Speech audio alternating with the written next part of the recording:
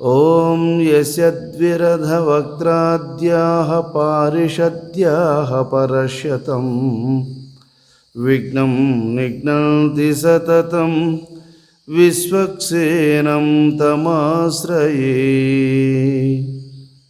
ఓం కూజంతం రామ రామేతి మధురం మధురాక్షరం ఆరుహ్య కవితాశాఖాం వందే వాల్మీకి కోకిలం. ఓం రామాయ రామభద్రాయ రామచంద్రాయ వేదసే రఘునాథాయ నాథాయ సీతాయ పతయే నమః. సర్వలోక పూజ్యుడైనటువంటి జగద్గురు వశిష్ఠ మౌనీంద్రుల వారి పాదపద్మములకు శిరస్సాష్టాంగ నమస్సుమాంజలు. అవతార పురుషుడైనటువంటి శ్రీ రామచంద్రమూర్తి పాదపద్మములకు నమస్సుమాంజలు. తీగ పైకి ఎక్కాలంటే దానికి ఏదో ఒకటి అల్లు ఉండాలి, సపోర్ట్ ఉంటేనే అది పైకి ఎక్కగలుగుతుంది, కావలసినంతగా విస్తరించగలుగుతుంది. అట్లా మనసుకు కూడా పెద్దల యొక్క సహాయం ఉండాలి. పెద్దల యొక్క సహకారము, పెద్దల యొక్క బోధ ఉన్నట్లయితే మనస్సు మరలా తన యొక్క పూర్వపు వైభవాన్ని పొందగలుగుతుంది. ఈ విషయమై మనస్సును దాటినటువంటి మహాత్ములు ఎలా ఉంటారు అన్న విషయమై వశిష్ఠ మౌనేంద్రుడు వారు ఆకాశజోపాఖ్యానాన్ని ప్రబోధ చేస్తున్నాడు. నాయన రామచంద్ర, అస్తి ఆకాశజో నామ ద్విజః పరమధార్మికః ధ్యానైకనిష్టః సతతం ప్రజానాం చ హితే రతః. రఘుకులేశ్వర రామచంద్ర, ఈ లోకములో పరమధార్మికుడు ఆకాశజుడు అనే ఒక బ్రాహ్మణుడు ఉండేవాడు. ఆయన సర్వకాలములందును ధర్మము తప్పనివాడు. దగదగా మండుతూ ఉన్నటువంటి కొరివి సముద్రములో పెడితే ఎట్ట సుర్రుమని చల్లారిపోతుందో, ఎంతటి కోపతాపములు ఉన్నవారైనప్పటికీ ఉగ్రరూపము ధరించి తన సమీపమున కోపాన్ని ప్రదర్శించిన వాళ్ళు అయినప్పటికీ ఆయన శాంతము ముందు చల్లారిపోవాల్సిందే. అంతటి శాంత స్వభావం కలిగిన వాడు, గొప్ప ధ్యాననిష్ఠుడు. ఆయన ధ్యాననిష్ట ఎలాంటిది అంటే, ధ్యానములో లేని సమయం ఏదైనా ఉంటుందా అంటే లేదన్నాడు. ఎల్లవేళల ధ్యానమే స్వరూపముగా కలిగి ఉండేవాడు ఆయన. అందుకే ఆయనకు పరమధార్మికుడని వశిష్ఠ మౌనేంద్రుడు వారు శ్లాఘిస్తున్నాడు. కాబట్టి అలాంటిది పరహిత కార్యం అనేది అంత గొప్పది. పరులకు మేలు చేయడము కంటే మించిన తపస్సే లేదు. పరులకు మేలు చెయ్యాలి అంటే నీకు ఇష్టం ఉండాలి కదా, ఆ ఇష్టం ఉండాలి అంటే నీకు సమత్వం ఉండాలి కదా, సమత్వం ఉండాలి అంటే యోగం గూర్చి నువ్వు తెలిసి ఉండాలి కదా. యోగం అనగా ఏది? సర్వప్రాణులను ఏ మహాసత్యము భరిస్తూ ఉన్నదో అట్టి దానితో కలుసుకోవడం. అటువంటి సమదృష్టి కలిగినటువంటి వాడు పరహిత కార్యములను ఎప్పుడు ఏమరుపాటు లేకుండా చేసేటువంటి వాడు ఆకాశజుడు అనేటువంటి బ్రాహ్మణుడు.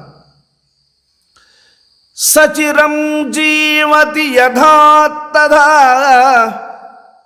మృత్యురచింతయత్తు సర్వాణ్యేవ క్రమేణాహం భూతాన్యద్మికిలావ్యయః ఏనమాకాశజం విప్రం నకస్మాత్ భక్షయామ్యహం అత్ర మే కుంఠితాశక్తి ఖడ్గధారా యదోపలే.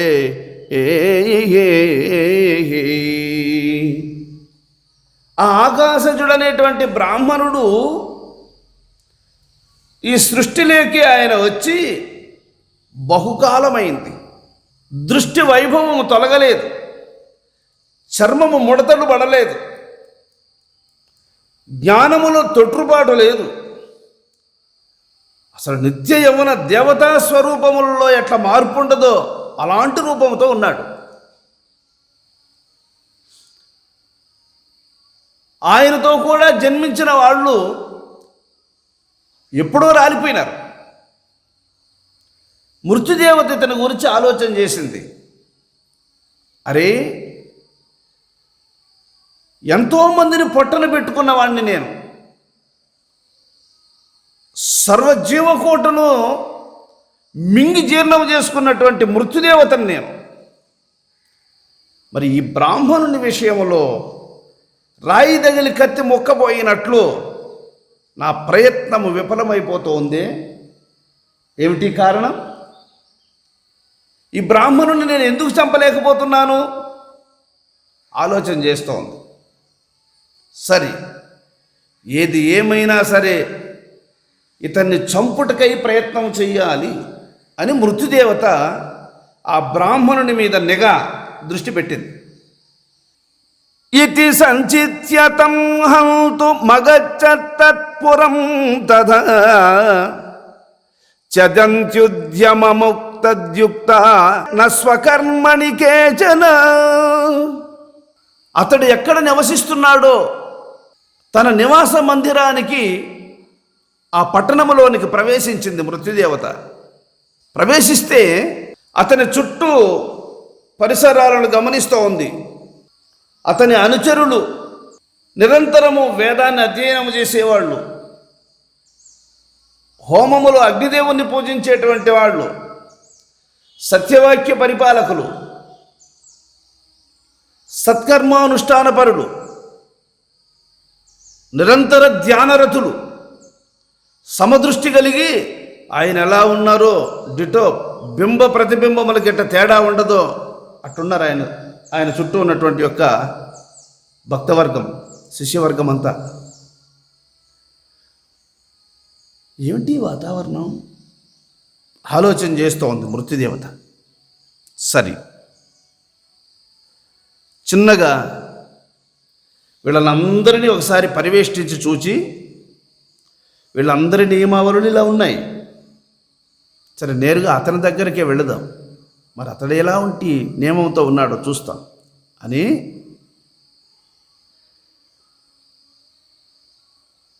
తతస్తద్ధనం యావన్ మృత్యు ప్రవిశతి స్వయం తావదేనం దహత్యగ్ని కల్పాంత దహనోపమః.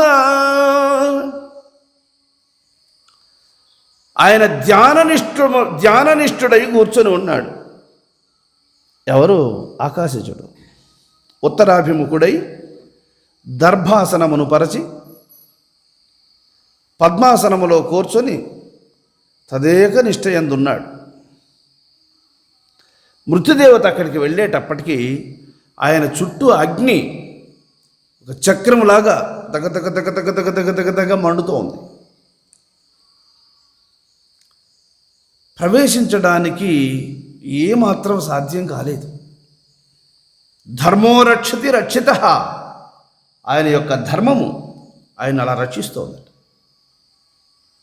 ఆయన యొక్క యోగశక్తి, ఆయన చేసుకున్నటువంటి పుణ్యము, ఆయనకి ఎలాంటి అంతరాయాలు దగ్గరకు రానివ్వకుండా అగ్నిదేవుడు రక్షిస్తున్నాడు.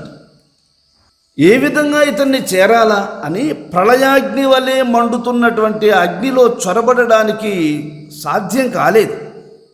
అప్పుడు అగ్నిజ్వాలా మహామాలాం విధార్యంతర్గతో హ్యసౌ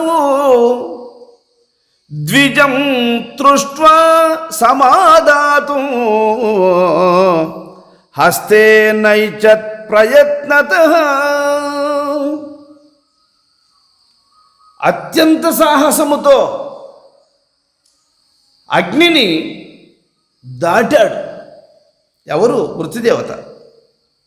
అత్యంత సాహసముతో ఆ అగ్నిని దాటాడు, లోపలికి ప్రవేశించాడు. మృత్యుదేవతకు బ్రాహ్మణుడు కనబడుతున్నాడు, చూస్తూ ఉంది. అయితే ఎలా స్పృశించాలి అతన్ని గమనిస్తున్నాడు. నచాశకత్ పురోదృష్టమపి హస్తశతైర్విజం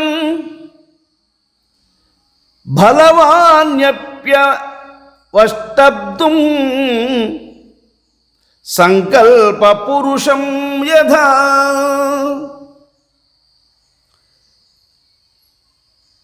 మనకు ఒక చేతికి ఎంత బలం ఉంటుందో, రెండు చేతులు కలిపితే ఎంత బలం పెరుగుతుందో, ఒక 10 మంది కలిసి ఒక బలీయమైనటువంటి వస్తువును పట్టి ఎట్లా లేవనెత్తగలమో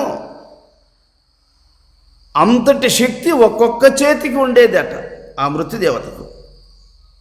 అంటే 100 మంది బలం, 1000 మంది బలం ఒక్కొక్క చేతికే ఉంటుంది ఆయన. ఇట్లాంటి చేతులు 100 చేతుల యొక్క బలాన్ని ప్రయోగించి ఆ ఆకాశజున్ని అట్లా పట్టుకోవడానికి ప్రయత్నించిందట. ప్రయత్నిస్తే ఎంత బలవంతుడైనా కరెంట్ లైన్ మీద చేయి పెట్టాడు అంటే మళ్ళీ వాడు ఏం చేసేది లేదు.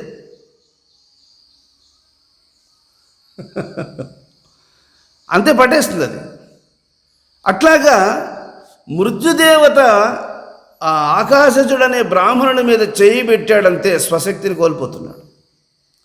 అట్లా టచ్ అయితే చాలు శక్తిని కోల్పోతున్నాడు, ఏం చేయలేకపోతున్నాడు. తన బలాన్ని అంతటినీ ఈడ్చుకునేస్తున్నాడు ఆయన. మృత్యుదేవత అట్లా తాకితే చాలు మృత్యుదేవత బలమంతా ఆయనలోకి వెళ్ళిపోతుంది. ఆయనలో ఉన్నటువంటి ఆ యోగశక్తి లాగేస్తోంది. మృత్యువుకే మృత్యువు వచ్చే పరిస్థితి అయిపోయింది. సావు, ఇప్పుడు మృత్యుదేవతకే సావు వచ్చే పరిస్థితి అయింది. ఇక వెనక్కి ముడుచుకున్నాడు, ఏం చేయాలనో అర్థం కాలేదు. అప్పుడు అధాగత్వ స్వయం మృత్యు రప్రోచ్య సంశయక్షితం కిమిత్వహం న శక్నోమి భోక్తుమాకాశజం ప్రభో.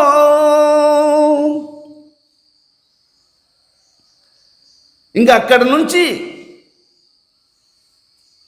విఫలతను పొంది ఇంక ఇలా కుదరదు, నాకు పై అధికారి ఉన్నారు, ఆయనకు ఫిర్యాదు చేస్తే తగిన సలహా ఇస్తాడు, ఆ మార్గములో ఇతన్ని మనము క్రాస్ చేయొచ్చు అనే ఉద్దేశంతో మృత్యుదేవత తన పై అధికారి అయినటువంటి యమధర్మరాజు దగ్గరకు వచ్చింది. యమధర్మరాజు దగ్గరకు వచ్చి, ప్రభు, ఆకాశజుడనే బ్రాహ్మణుణ్ణి ప్రాణాలను తీసుకురావడానికై వెళ్ళాను, శాయశక్తులా ప్రయత్నించాను, నాకు అది సాధ్యం కాలేదు. అతన్ని చంపడం ఎలాగా? అతన్ని ఎలా చంపాలి? ఆ ఉపాయం నాకు చెప్పు.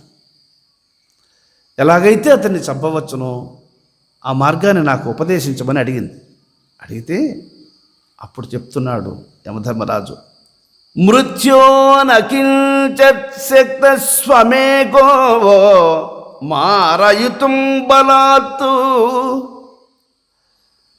మారణీయస్య కర్మాణి తత్కృణీతి నేతరత్.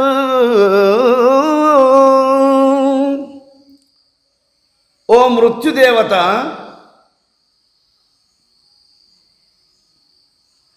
బలత్కారముగా ఎవ్వరినీ చంపడానికి నీకు శక్తి చాలదు అన్నాడు.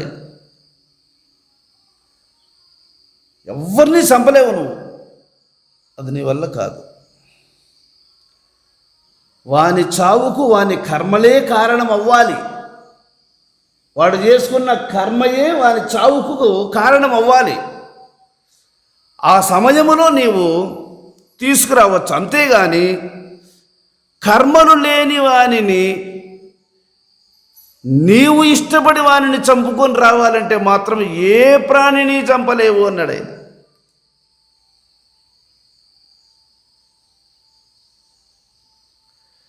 చావుకు వాళ్ళు చేసుకున్న కర్మలే కారణం కానీ నువ్వు కారణం కాదు. కాబట్టి నీవు ప్రయత్నించి ఏ ప్రాణిని చంపలేవు, నీకు శక్తి చాలదు అన్నాడు. మరి ఇంకేం చెయ్యాలి స్వామి అని అడుగుతోంది. అప్పుడు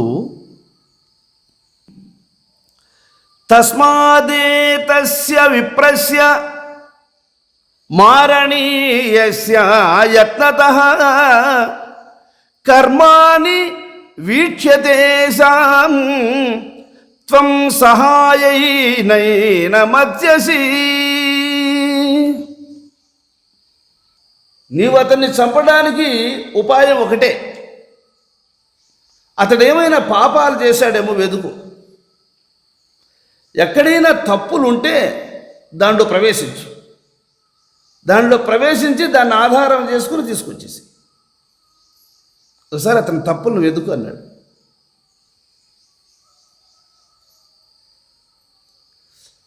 ఏ తప్పు లేకపోతే మాత్రం నీ వల్ల కాదు, నువ్వేం చేయలేవు. కాబట్టి అతన్ని తీసుకురావడానికి జన్మించినది మొదలు ఎలా జీవించాడు, ఏ ప్రదేశంలో, ఎవరి మధ్యలో, ఏ కార్యాలు ఎలా చేశాడు, వాటిలో ఎక్కడన్నా దోషాలు ఉన్నాయేమో వెతుకు, ఒకసారి లిస్ట్ ఎత్తుకో అన్నాడు. వీటిలో ఎక్కడన్నా లోపం కనపడుతుందేమో దాన్ని పట్టుకొని తీసుకొచ్చేసాడు. లోపాలు వెతుకుపోయి చెప్పాడు. సరే. తతస్స మృత్యుర్బభ్రామ తత్కర్మాన్వేషణాదృతః మండలాని దిగంతాచ్చ సరాంసి సరితో దిశః.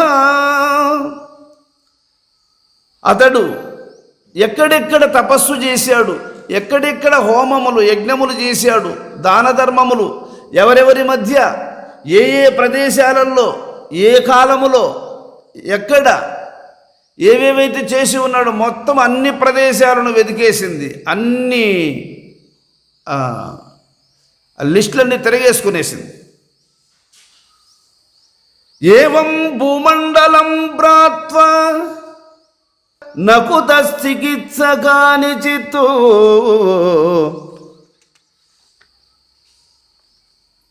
తాన్యాకాశజ కర్మాణి లబ్ధవాన్ మృత్యురుద్ధతః. మొత్తం ఆయన జీవితం అంతా వెతికేసింది. ఎక్కడ కానీ కర్మశేషం అనేది నలుసంత కూడా కనబడలేదంట. పాపరహితుడు, మలినరహితుడు, మహాత్ముడు రా. మృత్యుదేవత చేతులెత్తి దండం పెట్టింది. నాయన నువ్వు సామాన్యుడు. వాళ్ళండి స్వచ్ఛంద మరణాన్ని సంపాదించుకోదగిన వాళ్ళు మృత్యురహితులు వాళ్ళు. అప్పుడు సమపృచ్ఛదుపాగత్య ధర్మం సర్వార్ధకోవిదం పరాయణం హి ప్రభవః సందేహే స్వనుజీవనాం ఆకాశజస్య కర్మాణి క్వస్థితాని వద ప్రభో. ప్రభు సేవకులకు ఎక్కడైనా సందేహములు ఏర్పడితే తొలగించవలసింది ప్రభువులే కదా. కాబట్టి సందిగ్ధములో ఉన్నటువంటి నా సందేహాన్ని నీవు తీర్చాలి తప్ప మరొక మార్గము లేదు అని ఆ మృత్యుదేవత తిరిగి యమధర్మరాజు దగ్గరకు వెళ్ళి అతని జీవితంలో ఏ చిన్న లోపము కూడా లేదు మహాత్మా. ఆయనకి ఎక్కడ మనస్సు చెలించింది లేదు. మనస్సులో ఏ దుర్విషయాదులు తలెత్తి అవి ప్రయోగాత్మకంగా కర్మలను ఆచరించింది లేదు. ఏ సంకల్పము తలెత్తినా అప్పటికప్పుడే జ్ఞానాగ్నితో దగ్ధమనర్చుకున్న మహామేధావి, మహావీరుడు, మహాజ్ఞాని. అసలు మనస్సు ఆయనలో అమృత స్వరూపాన్ని పొందేసింది. అసలు ఆయనను ఎవరు దర్శించినా, ఎవరు స్పర్శించినా అమృతత్వాన్ని పొందాల్సిందే. అంతెందుకు, సమస్త సృష్టికి మృత్యువైనటువంటి నేను కూడా అతన్ని స్పర్శించినంత మాత్రములో అతనితో ఐక్యమైపోతూ ఉన్నాను. కాబట్టి ఏ గుణమైనా సరే ఆయన ముందు తలెత్తేయ ఆయనతో కలిసిపోవడం తప్ప ఆయన్ను ఆకర్షించే శక్తి ఏ గుణానికి లేదు. మాయను జయించిన వాడు అతడు అని యమధర్మరాజుకు తెలియజేస్తే అప్పుడు యమధర్మరాజు అన్నాడు, మృత్యుదేవత, పోనీ ఇంకేమైనా కర్మలు చేస్తాడేమో ఒకసారి చూడు అన్నాడు. ఇప్పటివరకు ఏం చేయలే, ఇంకేమైనా చేస్తాడేమో చూడు చెప్పాడు. చూశారు స్వామి, అది వేంచేసిన విత్తనంలాగా ఉంది ఆయన మనస్సు. ఇంతకాలము ఎందరి మధ్యలో ఎన్నో ఆటంకాలు ఎదురైన సందర్భాలలో ఎక్కడ ఆయన ధర్మం తప్పింది లేదు. ఇంకా ఆయన్ను తప్పుదోవలను తొక్కించగలిగిన పరిస్థితులు కల్పించే శక్తి మాయకే లేదు.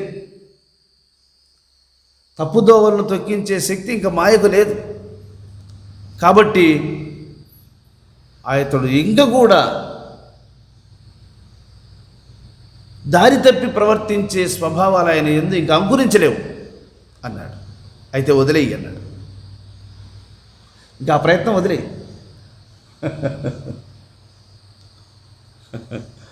అప్పుడు మృత్యుదేవత ఆ బ్రాహ్మణుని యొక్క సముఖానికి వెళ్ళి అదృశ్యాకారములో మృత్యువును జయించిన మహాయోగి, నీవు అమృతుడవు, మృతి లేనివాడవు, నిన్ను దర్శించి నేను ధన్యురాలనయ్యా. నీ వంటి వారి లోకరక్షకుడైనటువంటి నారాయణమూర్తిని మెప్పింపగలిగిన మహనీయులు నీకెల్లవేళలా శుభమగునుగాక. నీ దర్శనముతో నేను ఎందరి ప్రాణాలనో తీసి ఎందరి ఏడుపు దుఃఖాలనో చూసి కలుషితమైపోయినటువంటి నా మనస్సు పవిత్రమైంది. నేను ధన్యతను పొందాను. నీకు శుభమగునుగాకని ఆశీర్వదించి మృత్యుదేవత తిరిగి వెళ్ళిపోయింది. కాబట్టి పాపమే మరణము, పాపమే దుఃఖము, పాపము అన్ని అనర్థములకు మూలము. పాపరహితుని యమధర్మరాజైన మృత్యుదేవతైన పాపరహితుణ్ణి శిక్షించే అధికారము లేదని తేలిపోయింది మనకి ఇప్పుడు ఇక్కడ. యమధర్మరాజు ఏం చెప్పాడు? ఏ ప్రాణిని బలత్కారంగా నువ్వు చంపలేవు, నీకు ఆ శక్తి లేదు. వాని మరణానికి కారణమైన పాపం వాడు చేసుకొని ఉంటాడు. ఆ పాపమే వాడిని చంపుతుంది. వాడు చేసుకున్న పాపమే వాడిని చంపుతుంది. వాని పాపమే వాడిని ఏడిపిస్తుంది. వాని పాపమే కర్మం అధికమైన గడచిపోవగరాదు, ధర్మరాజును తెచ్చి తగని చోట కంకుబట్టును చేసే కటకట దైవము. చూసావా, ధర్మరాజును విరాట్ రాజు ఇంటికాడ బంధించింది కర్మ. ఇమ్ము దప్పు వేల ఎమ్మెలన్నయు మాని కాలమొక్క రీతి గడుపవలయు, ఇమ్ము దప్పి విజయుడు విరటుని గొల్వడా. విశ్వదాభిరాముడు రవేమాట. దీనికి అంతటికీ ఏది కారణం? కర్మయే. ఎవరెవరు ఎలాంటి కర్మలు చేసి ఉంటారో దానికి తగినటువంటి దుఃఖాన్ని వాళ్ళు అనుభవిస్తూ ఉంటారు. మరణం కూడా అలాగే వస్తుంది. కాబట్టి నిన్నెవడు చంపుతున్నాడు అంటే నువ్వు చేసుకున్న కర్మలే నిన్ను చంపుతున్నాయి. నిన్నెవరు రక్షిస్తారు అంటే జ్వాళాతోరణంలాగా అగ్ని చుట్టూ ఉండి రక్షిస్తూ ఉన్నది చూడండి ఆ బ్రాహ్మణోత్తముని. ఏమిటది? ఆయన యొక్క ధర్మం ఆయన అలా రక్షిస్తూ ఉంది. కాబట్టి నిన్ను ఎల్లవేళలా రక్షించేది నువ్వు అనుసరించే ధర్మమే, నువ్వు చేసే పుణ్యమే, నీ యోగమే నిన్ను రక్షిస్తుంది. ద్రౌపదీదేవికి చీరలు ఒలిచేటప్పుడు, దుశ్శాసనుడు చీరలు లాగేటప్పుడు ధర్మరాజు ఒక్క మాట అనుకున్నాడు మనసులో, ఆమెను రక్షించేది నేను కాదు, సభవారు కాదు, ఆమె హృదయపూర్వకమైనటువంటి భక్తియే ఆమెను రక్షిస్తుంది అన్నాడు. ఆమెకు హృదయపూర్వకమైనటువంటి భగవద్భక్తి ఉందా, అదే ఆమెను రక్షిస్తుంది. ఆయన అనుగ్రహం లేకపోతే నా వల్ల అవుతుందా రక్షించేదానికి? నీ వల్ల అవుతుందా? ఇంకొకరి వల్ల అవుతుందా? ఆయన అనుగ్రహం ఉంటే వాళ్ళని శిక్షించేదానికి ఇంకొకరి వల్ల అవుతుందా? కాదు. కాబట్టి ఆమె మానస రక్షణ, ఆమె హృదయములో ఉన్నటువంటి విశ్వాసమే ఈశ్వరుణ్ణి కదిలిస్తుందని భావించిన మహానుభావుడు ఆయన. అందుకే ఆయన గమ్మున ఉండిపోయాడు. కాబట్టి ఎవరిని ఎవరు రక్షిస్తారు అంటే, అందుకే పెద్దలు ఒక్క మాట అన్నారు, ధర్మో రక్షతి రక్షిత. ధర్మాన్ని నువ్వు ఆచరించు, అనుసరించు, అది నిన్ను రక్షిస్తుంది. కాబట్టి రామచంద్ర, జన్మకు ఎందుకు వస్తున్నావు అంటే నువ్వు చేసుకున్న కర్మల వల్లనే వస్తున్నావు. నిన్నెవరు జన్మకు తీసుకురాలా. ఎందుకు మరణిస్తున్నావు అంటే నిన్నెవరూ చంపలా. యముడు కర్త కాదు, దీనికి మృత్యుదేవత కర్త కాదు. నువ్వు చేసుకున్న కర్మలే నీకు మరణానికి కూడా కారణం అనేది తేలిపోయింది. నీ జన్మకు నీ కర్మలే కారణం, నీ మరణానికి నీ కర్మలే కారణం, నీ దుఃఖానికి నీ కర్మలే కారణం.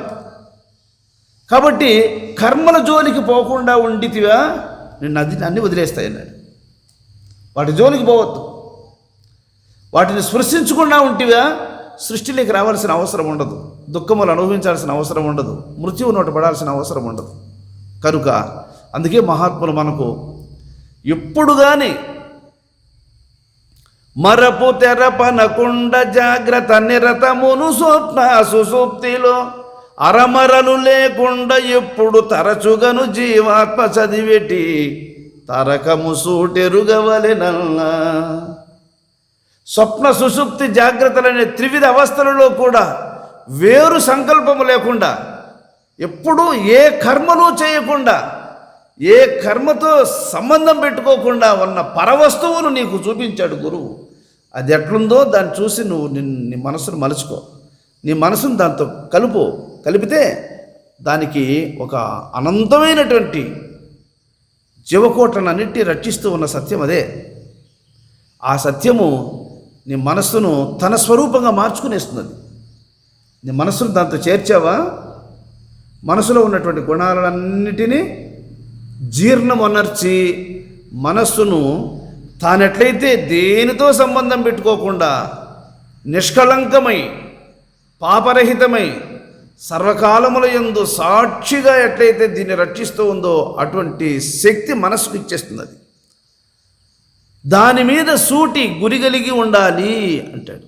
అంత గొప్ప సత్యాన్ని మనకు ప్రమాణం చేసి ఉపదేశించారు మహాత్ములు. దాని విలువ ఏమైనా మనకు అర్థమవుతా ఉందా?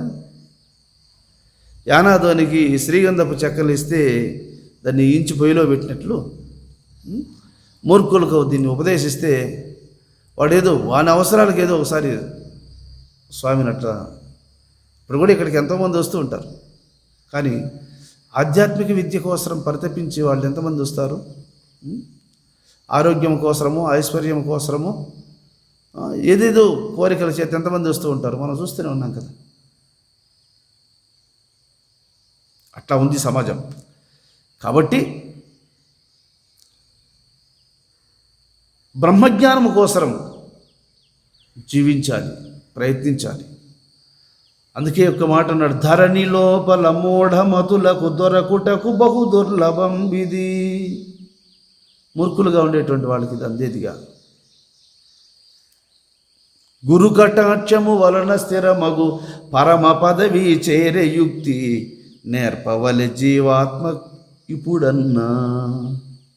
ఇంతవరకు జీవాత్మకు ఈ పరబ్రహ్మస్వరూపం ఎలా ఉంది, దానితో ఎలా కలుసుకోవాలి అనేది నువ్వు ఇంతవరకు నేర్పించలే. దానికి ఇంక నేర్పించు. ఏమని? జీవుడు ఏమంటున్నాడు నిరంతరము గమనించు. ఆ జీవుడు నిరంతరము ఏమైతే అంటూ ఉన్నాడో మనసు దానితో కలిసి జీవుడేమంటూ ఉన్నాడో అది మనసు కూడా అనాలి, హృదయముతో స్మరించాలి. అప్పుడు జీవోదేవో సనాతనః, జీవుడు దేవుడు కలుసుకునేస్తారు. అది నేర్పెరిగి ఉంటే మరువకను జపించుచుండన్నా. నువ్వు తెలుసుకున్న దానికి గుర్తు మర్చిపోకుండా ఉండడమే. ఈ జపము నెరిగిన వాడే నిర్మల బ్రహ్మజ్ఞానన్నా. ఈ జపం ఎవడైతే తెలుసుకుని ఉన్నాడో వానికి నిర్మలత్వం కుదురుతుంది, వానికి బ్రహ్మజ్ఞానం దక్కుతుంది. జ్ఞానైన వెనుకను సారే కొను జప స్నానమేలన్నా. నీళ్ళు పోసి కడిగితే శరీరానికి ఉన్న మురికిపోతుంది, మనస్సుకు బట్టిండే కర్మనే మురికిపోవాలి కదా. ఆ మురికిని పోగొట్టుకుంటాడు జ్ఞాని అయితే. వాడు ఒకవేళ మన స్నానం చేసినా చేయకపోయినా వానికి వచ్చిన నష్టమేం లేదు, మనసును కడుక్కున్నాడు కాబట్టి. స్నానం బుదలసిన వాడే పొడమిలో రాజయోగన్న. వాడు మహారాజు, యోగులలో శ్రేష్ఠుడు. నారదాది మహామునీంద్రులు తలచి బుధుల జగలిరి మంత్రము మర్మమెరిగి నిమిషమైనను మరువకుండా పరము చేరిది. నారదాది మహామునీంద్రులందరూ కూడా పెద్దలను ఆశ్రయించి దీన్ని తెలుసుకున్నారు. ఒక్క నిమిషం కూడా మరవకుండా ఉండి వాళ్ళు పరలోకాన్ని చేరుకునేశారు. అంత గొప్ప మహనీయులకి శరణ్యమైనటువంటి ఒక సత్యాన్ని మనకు ఉపదేశించారు కనుకనే అది ఎలా ఉందో దాన్ని చూసి మనసును అలా సరిచేసుకోవడమే యోగము. ఇప్పుడు మనకి ఇక్కడ తెలిసింది ఏంటి అంటే, దోషరహితుడు, పాపము లేనివాడు. ఎవరికైతే మనసులో దోషములు ఉండవో వాడే మోక్షమునకు అర్హుడు. మృత్యుంజయుడు వాడే, మృత్యువును జయించిన వాడు వాడే, జన్మరాహిత్యమును పొందినవాడు వాడే. కాబట్టి నాయన రామచంద్ర, కాబట్టి ఆ ఆకాశజుడు అనేటువంటి బ్రాహ్మణుడు ఏ విధంగా తన మనస్సును కాపాడుకున్నాడో, దోషరహితమైనటువంటి స్థితిని ఎలా సంపాదించాడో, అలాంటి స్థితిని ఎవడు సంపాదించుకుంటాడో వాడు ఉత్పత్తిలోకి రాడు నాయన, వాడు బంధింపబడు. దీన్ని బట్టి విచారిస్తే స్వామిగారు అంతటి వారు కాబట్టే కదా 3 సంవత్సరాలు మృత్యుదేవత దగ్గరకు వచ్చి మళ్ళీ గమ్మును పోయిందన్నా. భీష్మాచారి ఆయన ఎప్పుడు అనుకుంటే అప్పుడు, మధ్యలో ఎప్పుడు కానీ మృత్యుదేవత వచ్చి హెచ్చరించకుండా ఉన్నిందంటే ఆయన అంత పవిత్రుడు కాబట్టి కదా. రోజుకు 10 కోట్ల మందిని పాండవ సైన్యాన్ని చంపుతా వచ్చినాడు ఆయన యుద్ధంలో. రోజుకు 10 కోట్ల మందిని, 10 రోజులకు 10 బదులు 100 కోట్ల మందిని చంపినాడు. పాపము తగలలేదు ఆయనకు. మరి మృత్యుదేవత రా పాపము కానీ అంటుంటే మృత్యుదేవత ఎప్పుడో వచ్చి ఎత్తుకోబోయి ఉంటుంది. అది మళ్ళీ లెక్కే పెట్టదు. వెతికింది చూడలే ఇందాక, ఎక్కడన్నా ఉన్నాయా? ఆయన జీవితం అంతా వెతికేసింది. ఎక్కడన్నా ఏమైనా తప్పు చేశాడా, దాంట్లో ప్రవేశించి ఎత్తుకొని వెళ్ళిపోదాం అన్నని. ఎక్కడ కనపడలే ఆయన. బా, నిజంగా చరిత్ర నెంబర్ 1 ఆయన.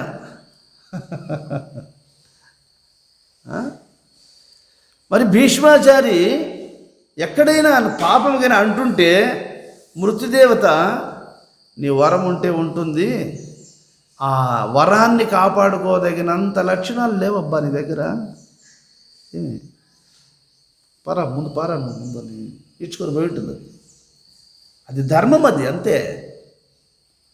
కాబట్టి ఆయన దృష్టి ఎప్పుడు అట్లా పెట్టుకొని ఉండి చేశాడు. కాబట్టి సర్వభక్షుడు అగ్ని సర్వంబు భక్షించి దోషిగాని పగిది దోషమైన చేసి దోషపదమును చందరు తేజస్వులగుట చంద్రవాసవాదుల అధిప.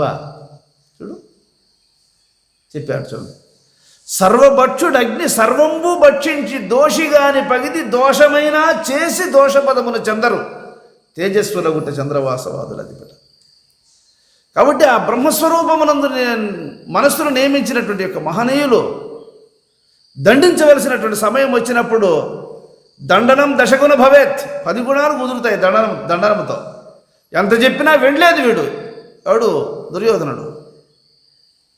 ఇక దండనమే ఇక దీనికి తగిన శాస్తి అని శ్రీకృష్ణ భగవానుడు కంకణం కట్టుకున్నాడు. కృష్ణ భగవానుడితో యుద్ధం ఏర్పడే ముందు, కృష్ణ నా కర్తవ్యం ఏమి తండ్రి అని అడిగినాడు భీష్మాచారి శ్రీకృష్ణ పరమాత్మ. అసలు భీష్మాచారి కౌరవుల పక్షంలో ఉండడానికి కారణం ఏంటంటే అంబ ఆయన మరణానికి కారణమై ఉంది అనేది ఒకటి. ఆమె సెకండ్ రూపంలో ఉంది. ఆయన పాండవ పక్షంలో ఉంటే అంబ ద్వారా మరణం వచ్చే ఛాన్స్ లేదు. ఈ తరుణము తప్పిపోతే కృష్ణార్జునుల ద్వారా ప్రాణం వదిలే సమయం మళ్ళీ రాదు. కాబట్టి ఆ శ్రీకృష్ణదేవుని యొక్క సారథ్యములో ఆయన అనుగ్రహాన్ని పొందినటువంటి పరమభక్తుడైనటువంటి అర్జునుని యొక్క చేతిలో మరణం పొందడం కంటే అదృష్టం మరొకటి లేదు. ఇది పాండవుల పక్షంలో ఉంటే నాకు రాదు, కాబట్టి కౌరవ పక్షానికి వచ్చాడు.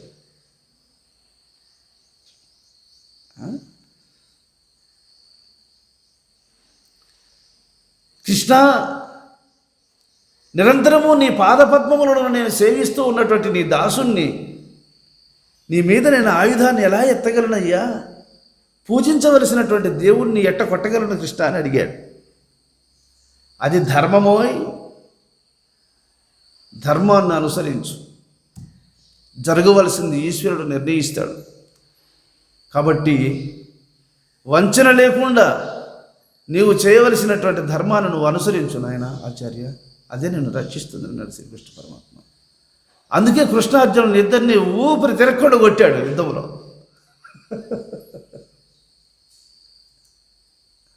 కృష్ణ పరమాత్మ కూడా ఆయుధము పట్టను యుద్ధము చేయును అని ప్రమాణం చేసినాడే, అది కూడా మరిచిపోయినాడు.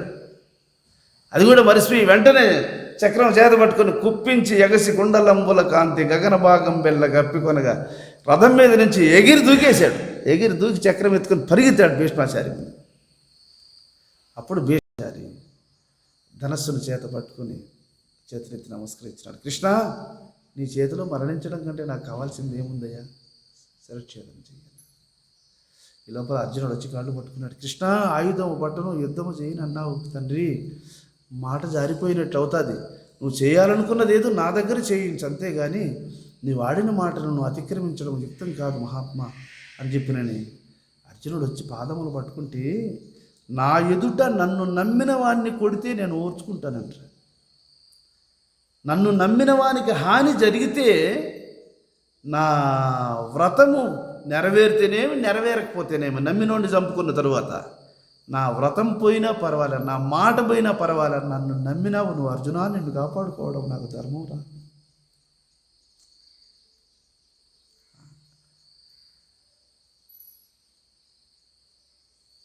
అంటాడు కృష్ణ. వారి వారి ధర్మాన్ని వాళ్ళు అనుసరించారు. ఎందుకు ఈ విషయాన్ని చెప్తున్నానంటే, రోజుకు 10 కోట్ల మందిని, 10 రోజులకు 100 కోట్ల మందిని సంహరించినటువంటి భీష్మాచారికి పాపం అంటలేదంటే ఆయన ఆ సమదృష్టిని ఎక్కడ పెట్టుకుని ఉన్నాడు చూడండి. కర్తవ్యం అనుసరించమని భగవంతుడు ఆజ్ఞ చేశాడు శ్రీకృష్ణ పరమాత్మ. నీ ధర్మాన్ని నువ్వు అనుసరించు నాయన ఆచార్య అని చెప్పాడు. ఇంకా ఆజ్ఞను పాటించాలి కనుక ఆయన యుద్ధాన్ని అనుసరించాడు. అది కూడా ఆయన సంకల్పరహితుడై ద్వేషబుద్ధి లేకుండా, ద్వేషము లేకుండా కర్తవ్యాన్ని అనుసరించాడు. అలా చేస్తే కూడా స్వార్థపరుడైనటువంటి దుర్యోధనుడు ఏమన్నాడో తెలుసు? తాత, నువ్వు పాండవ పక్షపాతి, నువ్వు వంచన మనసులో పెట్టుకుని యుద్ధం చేస్తున్నావు. లేకపోతే ఇంతమందిని చంపిన వానివి పాండవులను ఎందుకు చంపకూడదు? నువ్వు పాండవులు నీకు ఎదుట పడితే కూడా వాళ్ళని వదిలేస్తున్నావు అంటే నువ్వు పాండవ పక్షపాతివి, నువ్వు నిజంగా యుద్ధం చేయడం లేదు, వంచన ఉంది నీకు అన్నాడు. అప్పుడు అన్నాడు భీష్మాచార్య, నాయనా, నిన్ను నీ తమ్ముళ్ళను 100 మందిని అట్టు సాకినాను, వాళ్ళని కూడా అట్టే సాకినారా? నేను సాకిన బిడ్డలు నేనే చంపుకుంటానట. నేను మీ నాయన్ని సాకిన, మీ చిన్నాయన గారిని అందరినీ సాకిన, మిమ్మల్ని అందరినీ సాకిన, నేనే సాకి మిమ్మల్ని నేను చంపుకుంటాను నాయన. పాండవులు నా ఎదుటపడినా నేను వాళ్ళ మీద చెయ్యి ఎత్తి 5 ఏళ్లతో ఒక దెబ్బ కొట్టను రా నేను. ఇది నా నుంచి. అయితే నీ యుద్ధం నాకు అవసరం లేదు, యుద్ధం సాధించాను, రేపటితో సాధించేస్తాను, రేపటితో సాధించేస్తారా? మరుస రోజు యుద్ధంలో సెకండ్ ఎదుర్కోవడం చేశారు. మహాత్ములు అట్ట మెలిగారు వాళ్ళు. ఆ విధంగా వాళ్ళు ఈ లోకానికి వచ్చి వాళ్ళ కర్తవ్యాన్ని వాళ్ళు నెరవేర్చుకొని పోయారు. ఇప్పుడు మనం వచ్చాం ప్రజెంట్లోకి. మనం కూడా శక్తి కొలది మొత్తం మీద నిరంతరము శరణాగతులమై ఆ ఈశ్వరుణ్ణి అర్ధులమై అర్థిస్తే తప్ప ఆయన మాయను దాటడం అంత తేలిక కాదు. నీ అనుగ్రహమే నన్ను ఈ మాయ నుండి ఉద్ధరించాలి స్వామి. కాబట్టి నా మీద అనుగ్రహాన్ని వర్షింపచేసి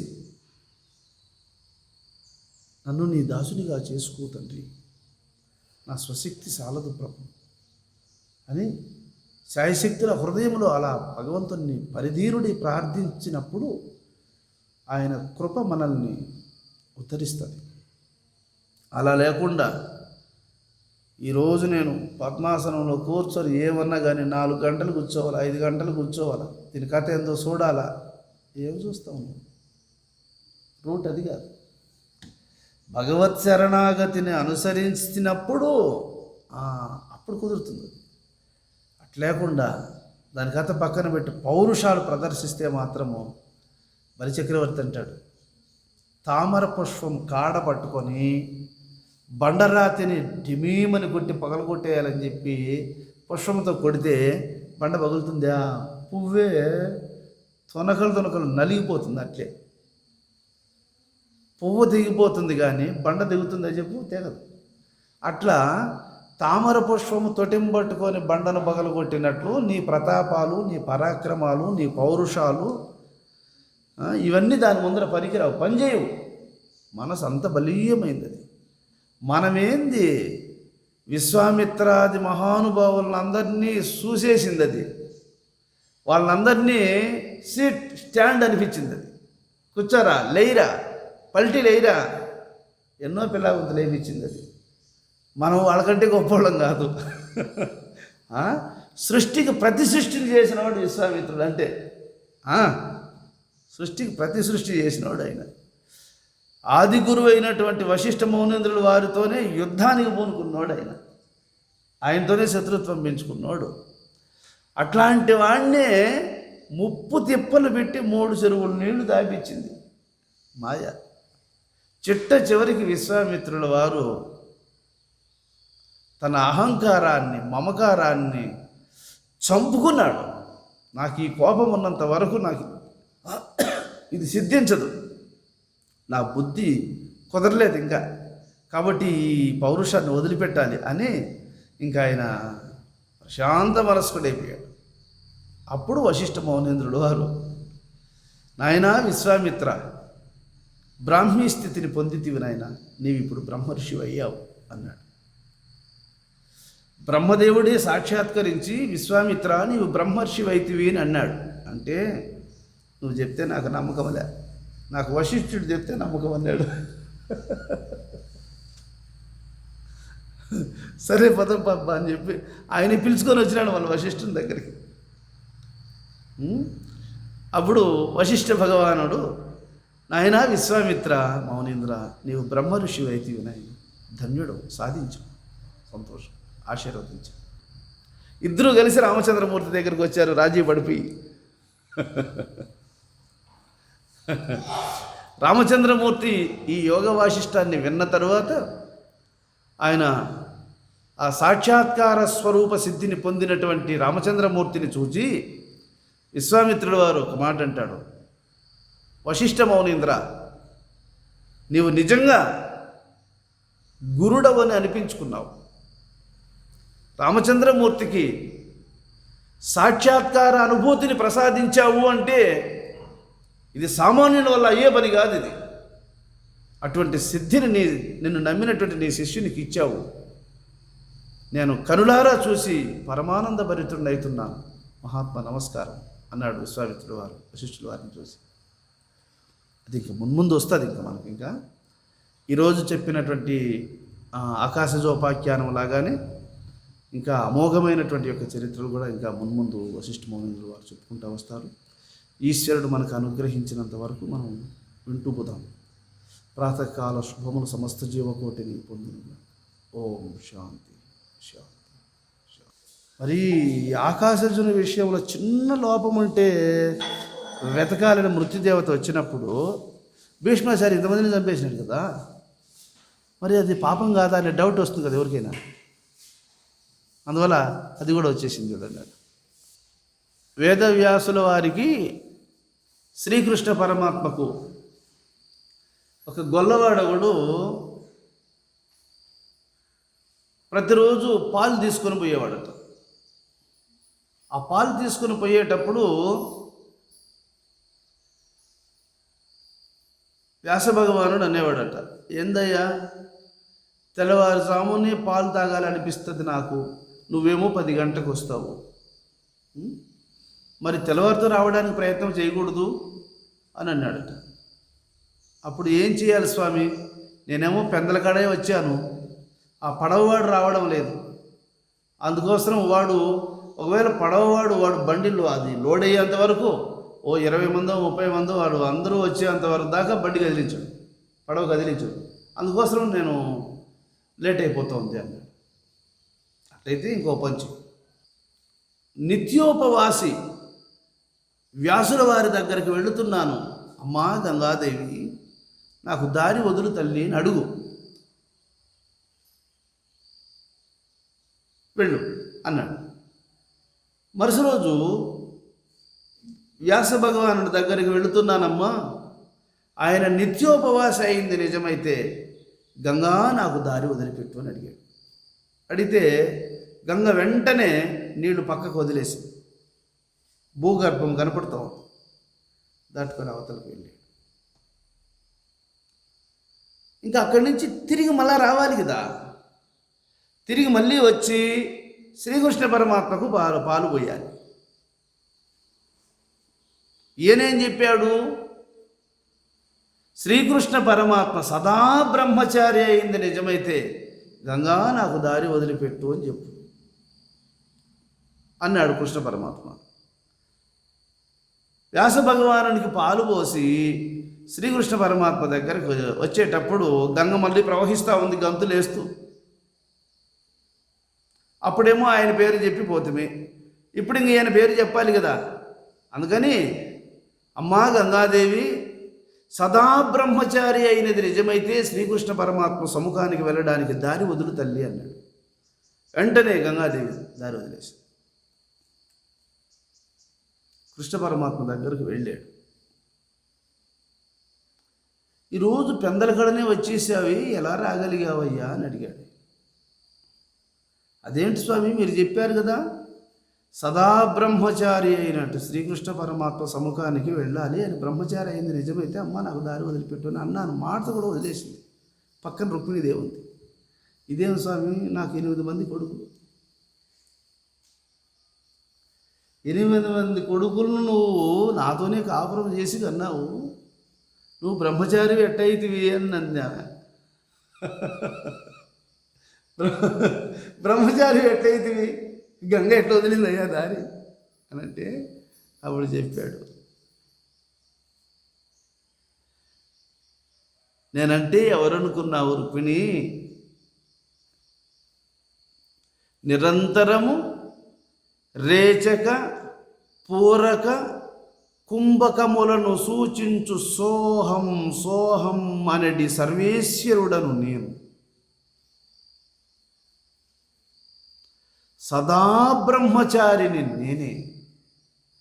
నీ కంటికి కనబడుతూ ఉన్నటువంటి ఇది మాయయే అని తెలుసుకోరుకుని అన్నాడు. మంత్రం ఉపదేశించాడు. కాబట్టి అది నేను, అది ఉపదేశం అంటే. అది దేన్ని స్వీకరించడం లేదు, అది నిత్యోపవాసి. దేన్ని స్వీకరిస్తే దాన్ని పొందినట్లే. అది దేన్ని స్వీకరించడం లేదు, అందువల్ల అది నిత్యోపవాసి.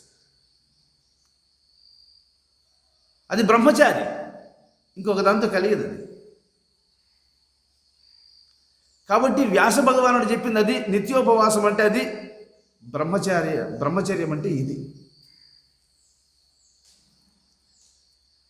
నేను తెచ్చిన పాలు దొత్తడి పాలు తాగుతూ ఉన్నావే, నువ్వు నిత్యోపవాసం ఎట్లయితే స్వామి అని వ్యాసుడిని అడిగినప్పుడు అప్పుడు చెప్పాడు ఆయన, దేనిని స్వీకరించకుండా తన పని మీద తాను ఉంది చూడు, అది నాయన నా స్వరూపము. కాబట్టి నేను ఆ రూపంలో ఉన్నాను ఉపవాసిగా అన్నాడు. కాబట్టి శరీరం భూమి మీద నివసించడానికి దీనికి పెట్టాల్సిన ఆహారం దీనికి పెట్టాలి, కానీ మనస్సుకు మాత్రము ప్రపంచ సంబంధమైనటువంటి ఇంద్రియ భోగములతో కూడిన ఆహారము దానికి పెట్టకూడదు. దాన్ని ఉపవాసం పెట్టాలి. ఉపవాసము అంటే ఉపదేశమునందు నియమించాలి. గురూపదేశం అనే సత్యము మీద నియమించడమే ఉపవాసము. ఉప అంటే దైవం, వాసము భగవంతుని యందు నివసించడం, భగవత్ స్వరూపమునందు నివసించడం, ఇది ఉపవాసం. చరించుట, బ్రహ్మమునందు చరించుట, అది బ్రహ్మచర్యం. సదా బ్రహ్మమునందు మనసు చరించుట, దానితో కలుసుకొనుట, అది బ్రహ్మచర్యం. ఇంకొకటి కాదు. ప్రాతకాల శుభములు సమస్త జీవకోటిని పొందునుగాక. ఓం శాంతి శాంతి శాంతి.